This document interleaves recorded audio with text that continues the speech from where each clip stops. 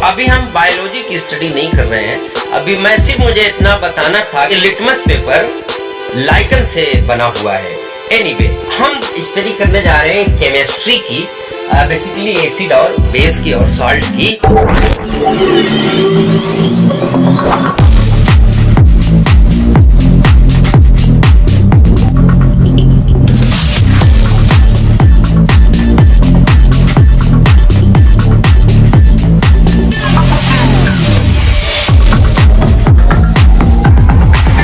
Acid, base and salt. तो acid क्या है, बेस क्या है, फिर सॉल्ट क्या है, इसके लिए बहुत सारे कॉन्सेप्ट दिए गए, बहुत सारी थ्योरीज दी गई और तब जाकर के हमें पता लगा कि एक्चुअली कोई भी सब्सटेंस एसिड कब होगा और वो बेस कब होगा या फिर सॉल्ट कब होगा। तो इसके लिए सबसे पहले आप देखिए एसिड्स, बेसेस एंड सॉल्ट्स। देखिए, अगर 10th क्लास के या 9th क्लास के बच्चे से अगर पूछा जाता है कि बेटा एसिड क्या होता है, तो वो कहता है जो चखने में वो खट्टा लगता है उसे एसिड कहते हैं, यानी जिसका टेस्ट सोर होता है वो एसिड होता है, और जिसका टेस्ट बिटर होता है वो बेस होता है। इसके अलावा वो कुछ जानता ही नहीं है। या फिर अगर उससे कह दिया जाए कि भाई ये बताओ कि HCl जो है एक एसिड है, इसमें आर्हेनियस कॉन्सेप्ट कहां से काम कर रहा है, यानी ये किस कॉन्सेप्ट के अकॉर्डिंग एसिड है, तो वो नहीं बता पाएगा। या फिर अगर मैं कहूं कि AlCl3 एक एसिड है, किस कॉन्सेप्ट के अकॉर्डिंग वो एसिड है, उसमें तो हाइड्रोजन है नहीं, जैसे कि वो आर्हेनियस कॉन्सेप्ट में बता रहा था कि वो सब्सटेंस जिनमें हाइड्रोजन होता है वो आमतौर से क्या होता है, एसिड होता है। हालांकि ये सेटिस्फैक्टरी डिफिनेशन नहीं है कि हाइड्रोजन का होना ही ये सबूत है कि वो आर्हेनियस कॉन्सेप्ट के अकॉर्डिंग एसिड होगा, ऐसा कोई कंफर्म नहीं है। वो भी क्या है, इसका भी राज मैं आपको आज बताऊंगा, लेकिन उससे पहले जरा सा, तो वो बच्चा कहता है कि इसमें हाइड्रोजन है नहीं AlCl3 में, यानी अल्युमिनियम क्लोराइड में, तो इसलिए ये एसिड नहीं होगा, जबकि ये एसिड है। तो अब सवाल आता है कि ये क्यों एसिड है, किस कॉन्सेप्ट के अकॉर्डिंग एसिड है।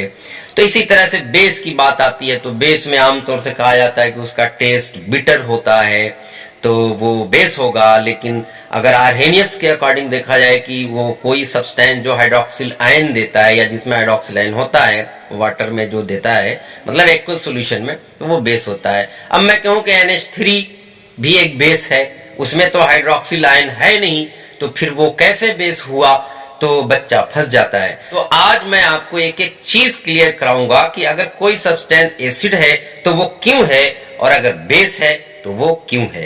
तो आइए शुरू करते हैं हम वीडियो को। एसिड बेस के कॉन्सेप्ट पढ़ने से पहले मैं आपको बताता हूं कि किसी एसिड को या बेस को लेबोरेटरी में टेस्ट कैसे करते हैं, कैसे पता करते हैं कि किसी बीकर में, किसी बॉटल में रखा हुआ सब्सटेंस एसिड है या बेस है।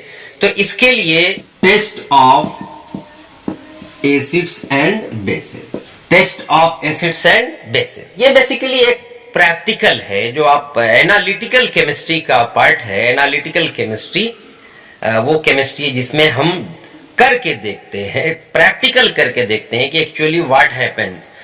टेस्ट के लिए बहुत सारे सब्सटेंस जो है सेलेक्ट किए गए, लेकिन जैसे कि आपका टर्मरिक है, फिनोप्थिलीन इंडिकेटर्स हैं, इसके अलावा बहुत सारे डिफरेंट इंडिकेटर्स हैं, लेकिन उनमें जो मोस्ट पॉपुलर इंडिकेटर है वो क्या है, वो लिटमस पेपर होता है इंडिकेटर, या फिर लिटमस का सॉल्यूशन होता है।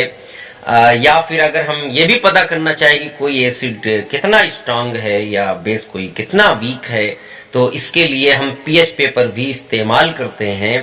पीएच पेपर भी एक तरह का इंडिकेटर है, एक पैमाना भी है और इंडिकेटर भी है। तो इसको सोरेंसन ने बनाया था, सोरेंसन ने दिया था। बहुत इंपॉर्टेंट पेपर है पीएच पेपर, ये एक तरह का मेजरिंग पेपर है, स्ट्रेंथ मेजरिंग पेपर है एसिड और बेस का, और फिर क्या है, इंडिकेटर भी है।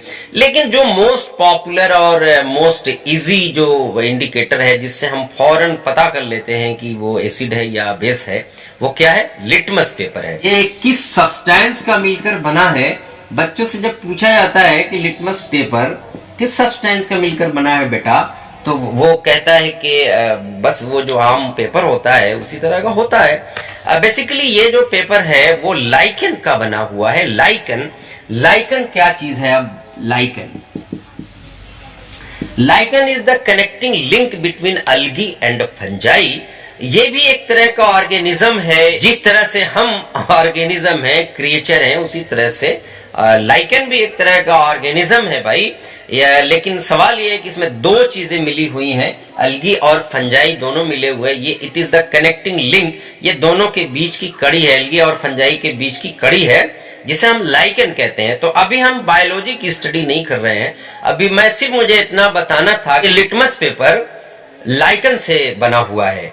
एनीवे, हम स्टडी करने जा रहे हैं केमिस्ट्री की, बेसिकली एसिड और बेस की और सॉल्ट की। सपोज दैट की लिटमस पेपर लिया हमने और ब्लू लिटमस पेपर लिया। तो अगर एसिड लिया आपने या फिर लिटमस पेपर पे उसे डाला या लिटमस पेपर एसिड के अंदर डाला, तो अल्टीमेटली उसका कलर रेड आ गया। अगर रेड आ गया, ये आप देख रहे हैं रेड आ गया, तो इसका मतलब ये है कि वो सॉल्यूशन क्या है? एसिड है।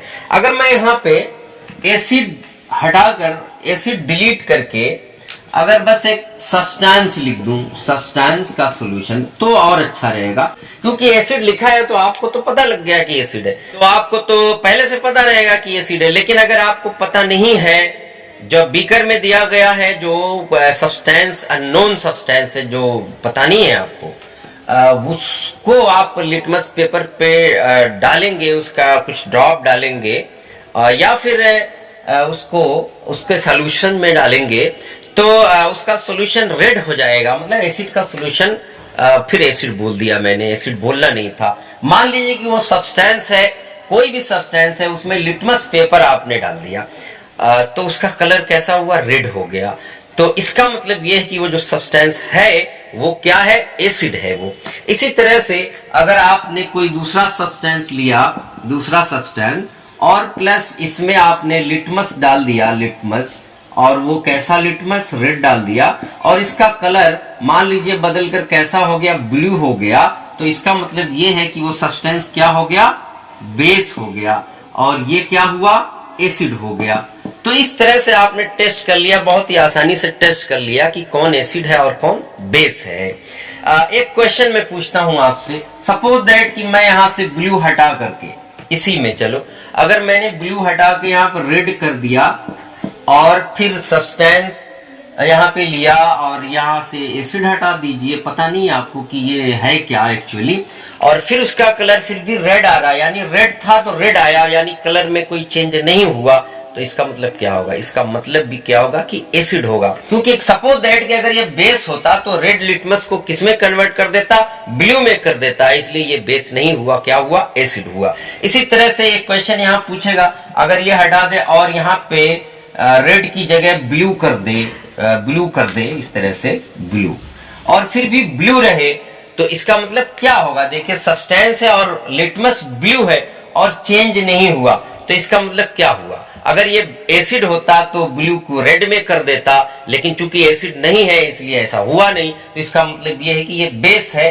बेस रेड लिटमस को ब्लू करता है, और अगर ब्लू रहता है तो ब्लू को कोई इफेक्ट नहीं डाल पाता ब्लू पे, यानी उसका कलर चेंज नहीं होता। तो इस तरह से भी सवाल पूछा जाता है। तो इस तरह से आपने बच्चों देखा कि किसी भी एसिड का या बेस का टेस्ट हम कैसे करते हैं। इसके लिए बहुत सारे इंडिकेटर्स दिए गए, turmeric, phenolphthalein indicators, methyl orange and so on, बहुत सारे इंडिकेटर्स हैं। लेकिन सबसे मशहूर, सबसे पॉपुलर, फेमस इंडिकेटर कौन सा है? हमारा लिटमस पेपर है या लिटमस का सॉल्यूशन है, उससे आपने ये देखा।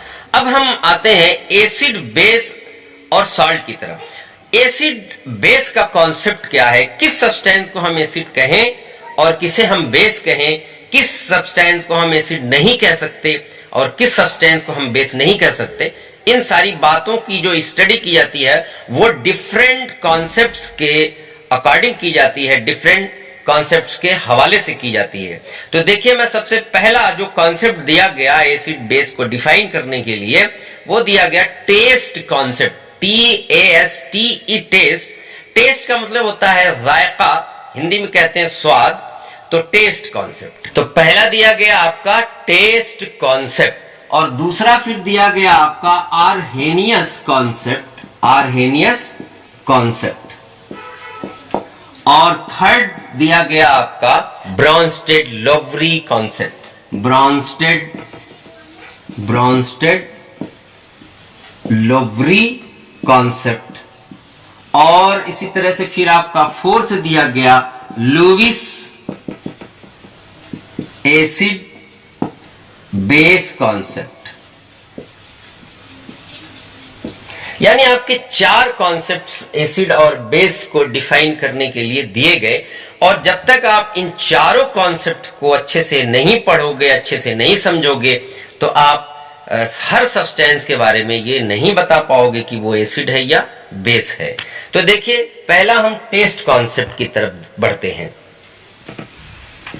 टेस्ट कॉन्सेप्ट में यही बताया गया बच्चों, जो अभी शुरू में मैंने आपको बताया था कि कोई सब्सटेंस है और उसका टेस्ट लीजिए, जायका लीजिए, उसे चखिए, उसका स्वाद लीजिए। अगर मान लीजिए कि उस सब्सटेंस का स्वाद, उस सब्सटेंस का जायका अगर खट्टा आता है, सूर आता है, तो इसका मतलब यह है कि वो एसिड है। फिर अगर इसी तरह से कोई सब्सटेंस लीजिए, अगर उसका बिटर आता है, कड़वा आता है, तो वो बेस है।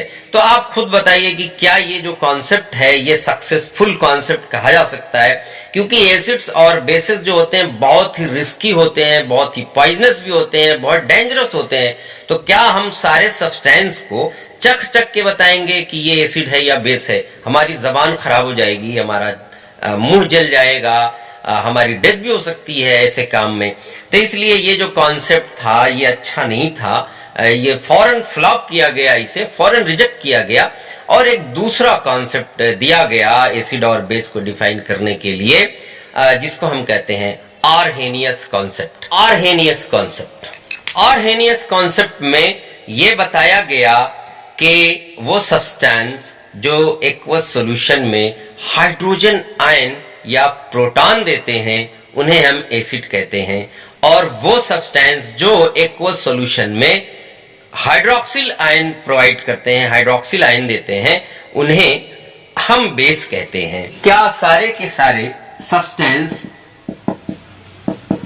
वाटर में हाइड्रोजन आयन प्रोवाइड करेंगे?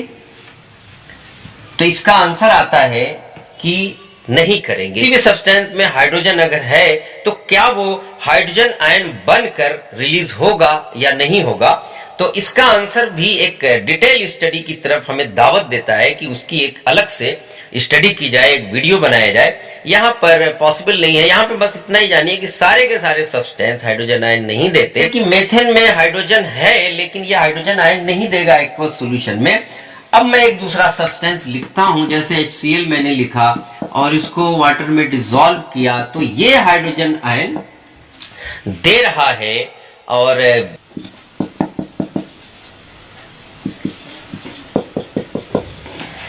बेसिकली सारे के सारे सब्सटेंस हाइड्रोजन आयन नहीं देते एक्वस सॉल्यूशन में।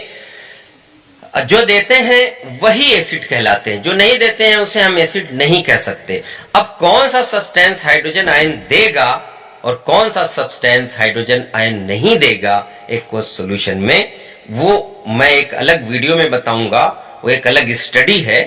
एनीवे, तो आप देख रहे हैं कि HCl इसमें हाइड्रोजन आयन दे रहा है, तो इसलिए ये आरहेनियस एसिड हुआ। इसे हम एसिड तो कहेंगे, लेकिन अगर कोई पूछता है कि भाई ये कौन सा एसिड हुआ, इसका नाम बताइए, तो ये आरहेनियस एसिड है, क्योंकि आरहेनियस कॉन्सेप्ट के अकॉर्डिंग खरा उतर रहा है, इसलिए ये आरहेनियस एसिड है। इसी तरह से अगर कोई बेस है, मान लीजिए जैसे कि मैंने लिख दिया है कि स्ट्रॉन्ग बेस NaOH, और इसे एक्वस सॉल्यूशन में लिया और यह सोडियम आयन दे रहा है और हाइड्रोक्सिल आयन भी दे रहा है। तो आप देख रहे हैं कि इसमें से हाइड्रोक्सिल आयन निकल रहा है, यानी हम कह सकते हैं कि ये एक्वस सॉल्यूशन में हाइड्रोक्सिल आयन दे रहा है, इसलिए ये क्या हुआ, बेस हुआ।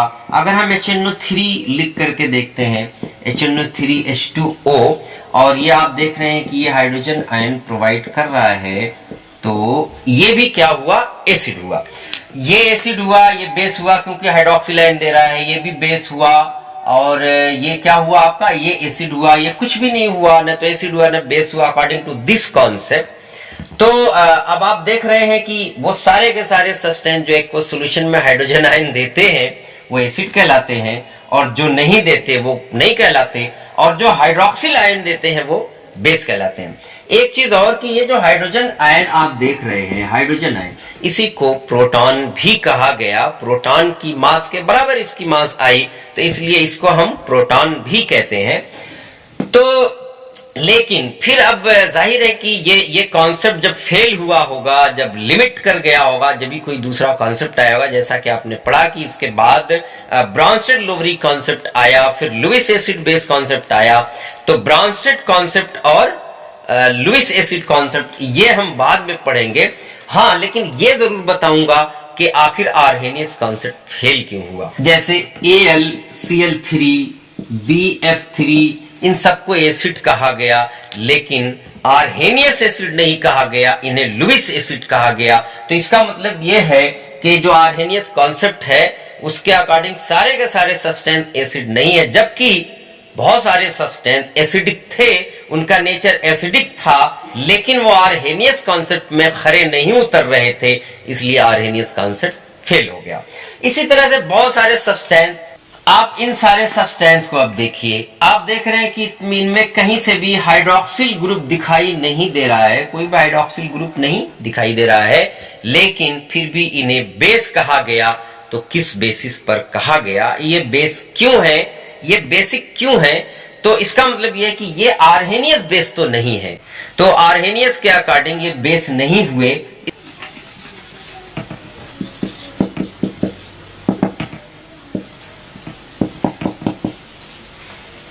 अब इन सारे सब्सटेंस को आप देखिए, आप इसमें देख सकते हैं कि इनमें कहीं पर भी हाइड्रोक्सिल ग्रुप नहीं है, तो इसका मतलब ये हुआ कि ये बेस नहीं है।